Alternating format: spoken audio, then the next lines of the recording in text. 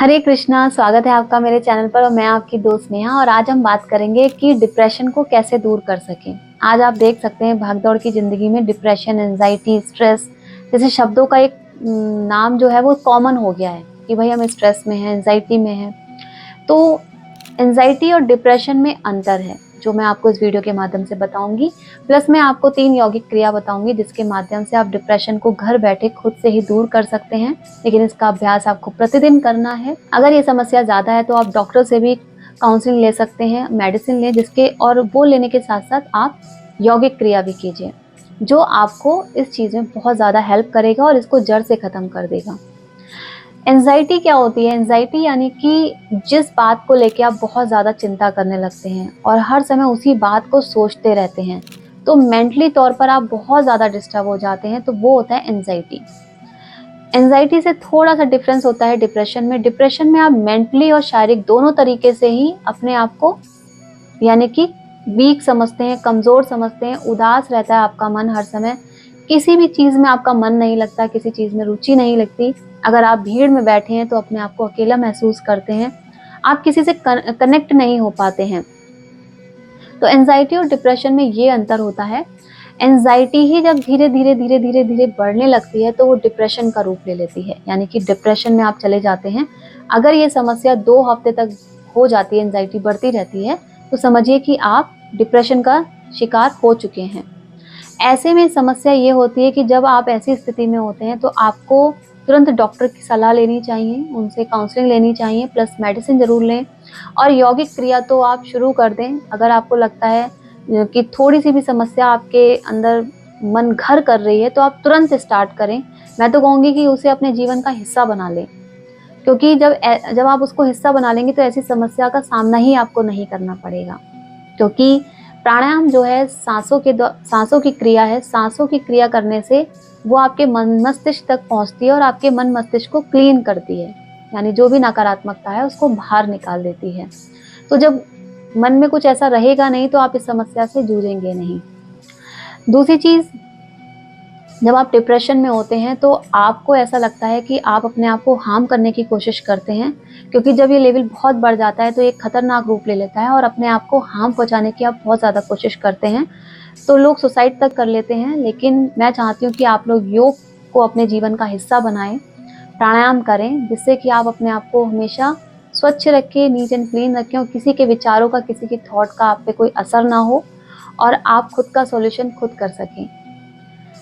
तो योग की जो क्रिया है वो मैं आपको बताऊंगी। 3 क्रियाएं हैं जो आप कर सकते हैं, जिनके आपने नाम भी सुने हैं बट हम अभ्यास नहीं करते हैं। तो आज मैं उसको करने का तरीका आपको बताती हूँ। घर बैठे आप कर सकते हैं। आपको क्या करना है, सुखासन में बैठ जाएंगे।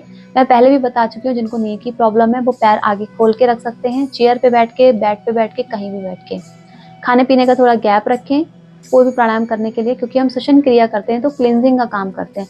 तो कोई भी हैवी मील आप ना लें, जिससे क्या है क्लिनजिंग में दिक्कत होती है। इसलिए आप थोड़ा हल्का हम लाइट ले सकते हैं, लेकिन गैप रखें 2-2.5 घंटे का। सबसे पहले आज हम करेंगे अलोम विलोम। विष्णु मुद्रा बनानी है, यानी कि अपनी इंडेक्स फिंगर और अपनी मिडिल फिंगर को बैंड करके रखेंगे। अपने थंब और रिंग फिंगर से इस प्राणायाम को करेंगे। सबसे पहले हमें क्या करना है, अपने राइट नॉस्ट्रिल यानी सीधी तरफ अपनी नाक को बंद करना है अंगूठे से, और लेफ्ट साइड से सांस को भरेंगे और राइट से छोड़ेंगे। फिर राइट से लेंगे और लेफ्ट से छोड़ेंगे। ये क्रिया हमें 5 बार करनी है स्टार्टिंग में।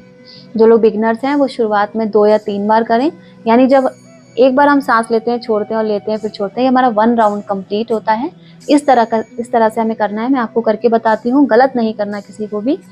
राइट नॉस्ट्रिल को बंद करेंगे, लेफ्ट से इनहेल, राइट से एक्सहेल, राइट से इनहेल, लेफ्ट से एक्सहेल। ये इस तरह से हमें करना है, यानी कि हमें अपने राइट नॉस्ट्रिल को बंद करना है, लेफ्ट से लेना है, राइट को छोड़ना है, राइट से लेना है और लेफ्ट को छोड़ना है। ये आपकी 1 राउंड कंप्लीट होगा। इस तरह से आपको अपनी काउंटिंग बढ़ानी है डे बाय डे। जिनको ज़्यादा प्रॉब्लम है वो प्लीज़ डॉक्टर से भी कंसल्ट करें और साथ साथ यौगिक क्रिया भी करें। दूसरा प्राणायाम यानी दूसरी क्रिया है आपका ओम का उच्चारण। ओम के उच्चारण से हमारे माइंड में वाइब्रेशन क्रिएट होता है जो हमें हील करता है मेंटली तौर पे ओम का चैंट हमें करना भी चाहिए और ओम का उच्चारण आपको स्वच्छ जगह पे बैठकर करें और आप स्वच्छ जगह पे बैठकर और साफ सुथरे तरीके से ही करें। तो आपको क्या करना है, सबसे पहले अ उ म, यानी अ का उच्चारण उ और माँ को थोड़ा आपको लंबा खींचना है, जिससे आपके माइंड में वाइब्रेशन क्रिएट होगा। उस वाइब्रेशन को फील करना है धीरे धीरे। अब हम स्टार्ट करेंगे। कैसे करना है, पहले गहरी लंबी सांस भरेंगे। अब यहीं से हम ओम का उच्चारण करेंगे।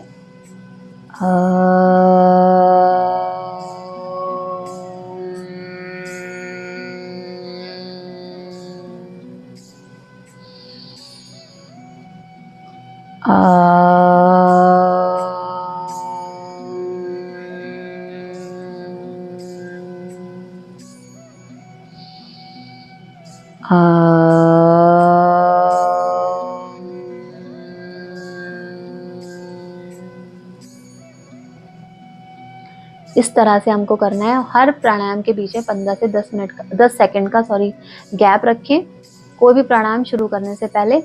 अब हम करेंगे तीसरा प्राणायाम। तीसरे प्राणायाम में हमको करना है यानी भ्रामरी प्राणायाम करना है आपको। भ्रामरी प्राणायाम में आपको क्या करना है, दोनों अंगूठों से अपने कानों को बंद करना है और अपनी चारों फिंगर्स को नॉर्मली टच करना है, फेस पे प्रेशर नहीं देना है। और हमको सांस गहरी लंबी भरनी है और नाक के थ्रू सांस को छोड़ना है और जैसे भौरे गुंजार करते हैं उस साउंड के थ्रू आपको बाहर की तरफ छोड़ना है। कैसे करेंगे, कानों को बंद करेंगे, गहरी लंबी सांस भरेंगे,